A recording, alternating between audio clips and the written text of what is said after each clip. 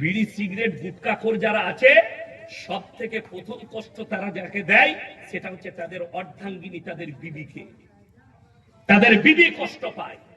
তুমি একবার তোমার বউকে জিজ্ঞেস করবে, আচ্ছা আমি তো বিড়ি খাই আর গুটখা খাই, তোকে কিরকম লাগে? ও মনে মনে করবে হারাম করতে চুমু খেলে মনে হয় তোর মুখে জুতো মারি, কিন্তু কিছু করতে পারবে না, স্বামী তো কি করবে।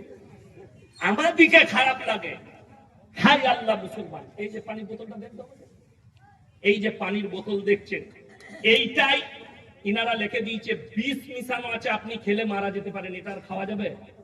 কথা বলে না, খাওয়া যাবে না। আচ্ছা, বিড়ি সিগারেট গুটখার প্যাকেটে লেখা আছে না নাই ক্যান্সারের কারণ হানিকারক লেখা আছে? আপনি জেনে শুনে এটা শ্রবণ করছেন মানে হারাম কাজ করছেন। আল্লাহর কাছে বড় হিসাব দিতে হবে আপনার শরীরের জন্য। যারা এই সমস্ত শ্রবণ করে ক্যান্সারের ঝুঁকিতে পড়ে, আল্লাহর কাছে হিসেব দিতে হবে। আপনার জানাই নেই ইসলাম